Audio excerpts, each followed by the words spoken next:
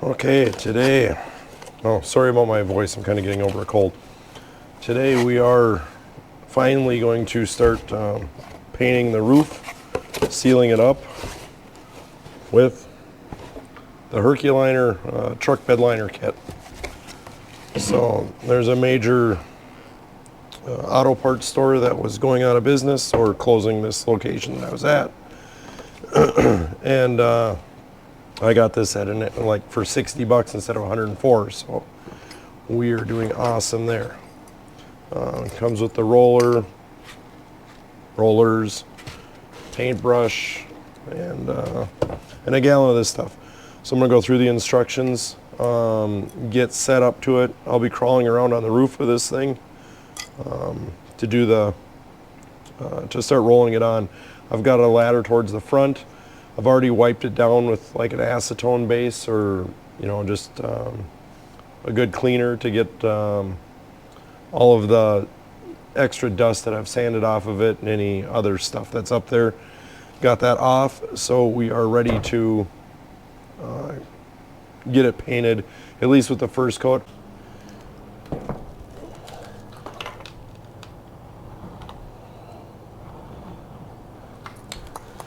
Okay, we'll start at the back here and we'll just work our way forward.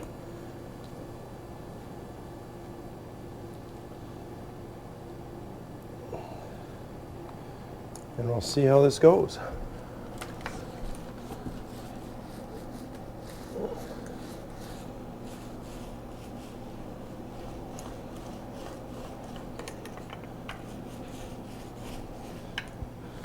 I have used this stuff, well, even on this roof in the spray version. I've always had really good results, so.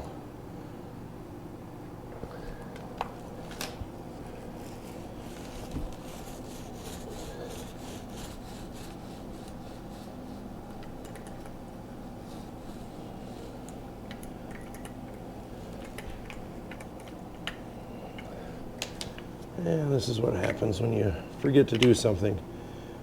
In the kit, they have it where it's got the handle and the metal and the plastic are two pieces, and they have this little screw that's on there, and I forgot to tighten it up with a screwdriver, so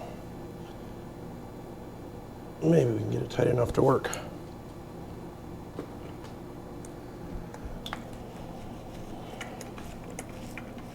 There we go. I'm not going to go down the edges from the top here. Two reasons. One, I don't think I have enough to get it all. So I'm hoping that if I just stick to the main center of the top, maybe this gallon will even get me 2 coats for up here. And then I can just sand down the edges just that little bit where they meet, because you're supposed to, just like any paint or anything else, if you get past your flash over, you need to scuff it up.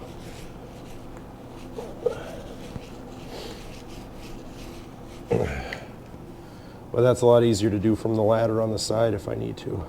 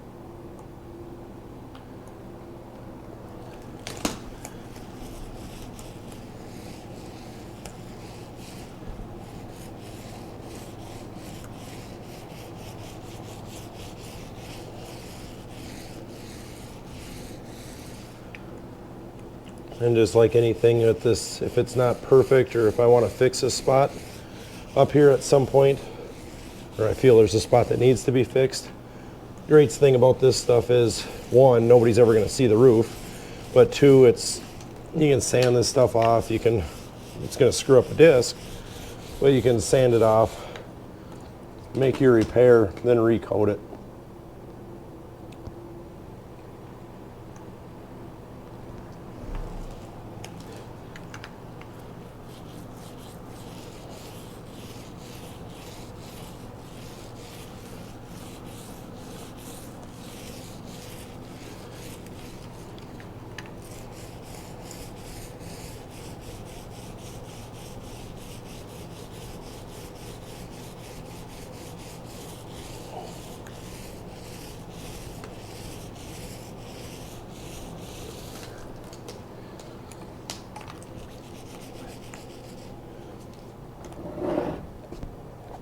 I don't know if you guys are bouncing around right now, but I actually have the camera sitting on top of the raised TV radio antenna, so it's kind of off the ground, or off the roof, so I'll be able to paint underneath it and clean underneath it, but it bounces around a little bit with the camera on it.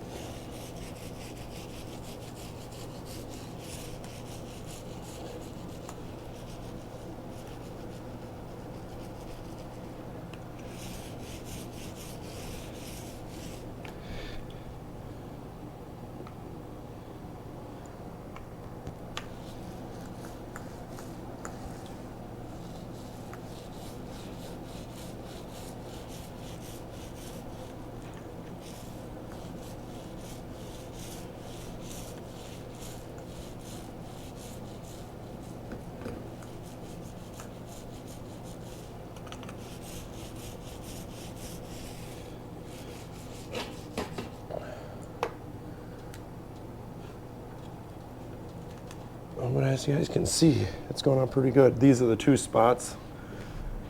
This was the rooftop air conditioner. That was right here. I know it's not flat or perfectly smooth with that filler, but it'll be fine because no one will ever see it. And then here's where the stove vent was, or the refrigerator vent and the stove vent. So I scuffed those all up, cleaned them up again. I have that roof vent, and now that I'm up here, I can show you. This is the top that I made for this one. Like I said, this is an oversized vent, more as an escape hatch than just a normal roof vent. So we'll end up coating that up too and making it nice. And like I said, probably spray foam the inside of this. I don't know if I'll ever actually use it as a vent or if it's just going to be here as an emergency thing. But yeah, I'm going to keep on painting.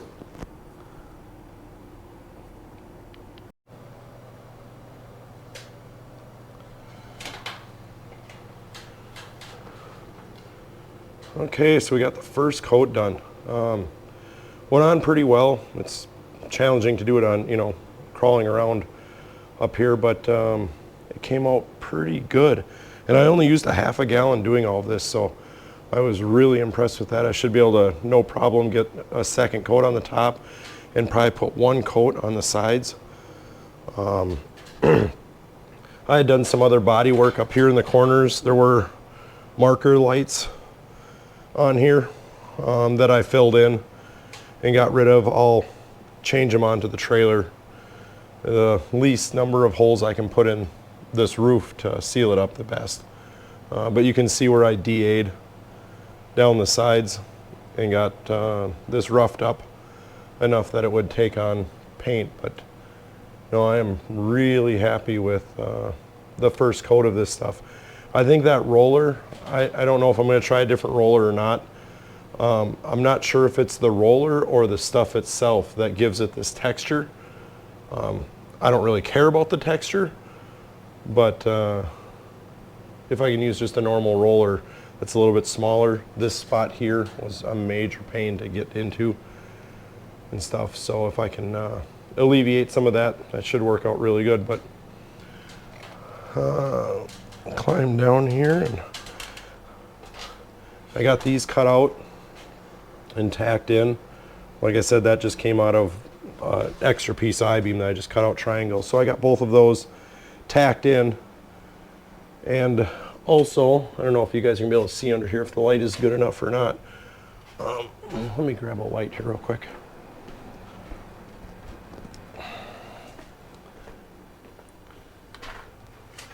So the one thing I did do is I had this piece, it's actually an old axle beam. I cut that to the right length, got it put in here, and welded it all in. Then I was able to cut out these other braces that I had in here, such as here, here. That gives everything, makes it a lot easier to move around in here right now. And with that tube being in there, that's a lot of torsional rigidity.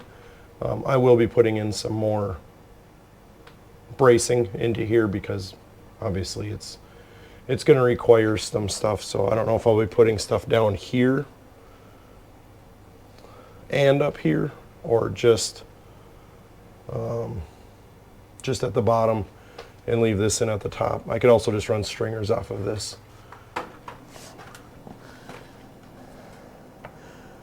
So we got the first coat on everything and a second coat on the entire top. So I'm just finishing up the last coat here on this radius edge here.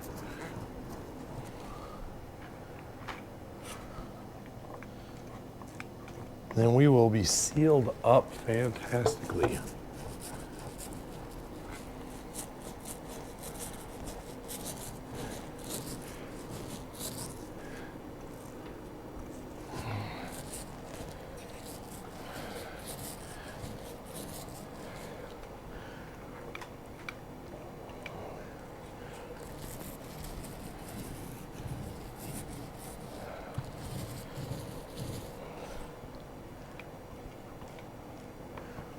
There used to be an old myth about, well, I don't know if it was a myth or if it actually worked. I never did it. I always thought about it. But that you could, if you put this stuff on the bottom of your jet ski, painted the bottom of your jet ski with this stuff, all the little bumps and textures would kind of act like fish scales or shark scales and collect little tiny air bubbles, and it would help you pick up some speed, less resistance in the water and stuff like that. I don't know if it's true, but one thing nice about that is having this stuff on the bottom of your jet ski. It definitely made it a lot more durable when you came up on shore.